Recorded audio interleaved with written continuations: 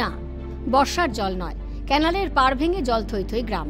কংসাবতী সেচ দফতরের ক্যানালের দুর্বল পাড় ভেঙে প্লাবিত জয়পুর ব্লকের জরকা গ্রাম। ক্যানালের জল ঢুকে গ্রামে কোথাও 1 ফুট, কোথাও আবার হাঁটু জল। অনেক বাড়িও জলমগ্ন, ক্ষতি হয়েছে ধান ক্ষেতের। খবর পেয়ে বাঁকুড়ার মুকুটমণিপুর জলাধার থেকে জল ছাড়া বন্ধ করেছে সেচ দফতর। পুজোর আগেই আমন ধানে সেচের প্রয়োজনে রাইট ব্যাংক ফিটার ক্যানালে 2500 কিউসেক জল ছাড়া শুরু করে সেচ দফতর। এই জল ঘাটাল ব্রাঞ্চ ক্যানালের মাধ্যমে সরবরাহ করা হচ্ছিল পশ্চিম মেদিনীপুরের ঘাটালের একাংশে। বুধবার ভোরে আচমকাই এভাবে জল বেরোতে শুরু করে। আচমকা জল ঢুকে যাওয়ায় দুর্ভোগে বাসিন্দারা। সরকারি সাহায্যের আবেদন দুর্গতদের।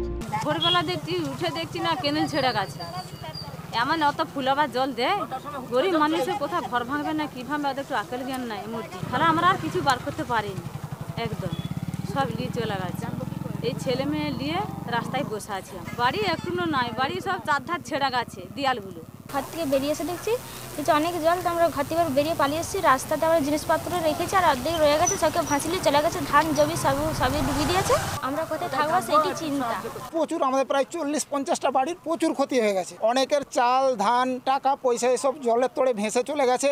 কিছু মানুষকে আমাদের সব কিছু গ্রামবাসী এবং জরকা কালীমাতা সংঘ পাশাপাশি গ্রামের সব লোক এসে উদ্ধার কাজ করে তাদেরকে আমরা একটা স্কুল এবং পাকার বাড়িতে সব আশ্রয় দেওয়া হয়েছে।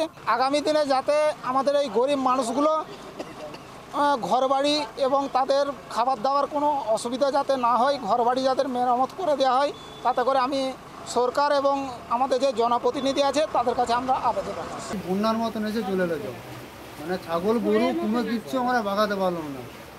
যেমন পেরেছি বাগিয়েছি, সব নিয়ে চলে গেছে। যেমন একটা বাড়ি বাগিয়েছিলাম কষ্ট করে, সেইটা মোটামুটি ঝেঁটি আছে, আর একটা বাড়ি বাগাতে পারছি না, জলে কোনো সব ভঙ্গ হয়ে গেছে। তাহলে আমরা এখন কি করব? ক্ষতিগ্রস্তদের বাসস্থান মেরামতির আশ্বাস দেন জয়পুর পঞ্চায়েত সমিতির কর্মাধ্যক্ষ ইয়ামিন শেখ। যাদের বাড়ি ক্ষতিগ্রস্ত হয়েছে আমরা তাদের বাড়ি সব মেরামত করে দেবো।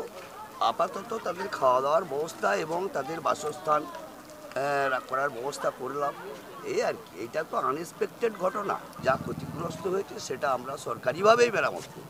তবে কংসাবতী ক্যানাল কর্তৃপক্ষের তরফে জানানো হয়েছে, আজ খরিফ ইরিগেশন আমাদের চলছিল, 30 তারিখে বন্ধ হয়ে যাওয়ার কথা ছিল, কিন্তু তার মধ্যে আজ সকালে জরকা গ্রামের ওখানে আউটলেট পাইপের পাশে ঘোঘাতে আমাদের ওটা ভেঙে যায়, কিন্তু আমরা সঙ্গে সঙ্গে জল ডাইভার্ট করে দিই, অন্য ক্যানেলে জল দিয়ে দিই এবং ওটা আমরা এখন বন্ধ করে দিয়েছি।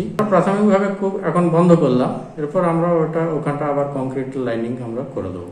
এই ঘটনায় ক্ষয়ক্ষতির পরিমাণ এখনো জানা যায়নি। বাঁকুড়া থেকে স্বরূপ রায়ের রিপোর্ট, ক্যালকাটা টেলিভিশন নেটওয়ার্ক।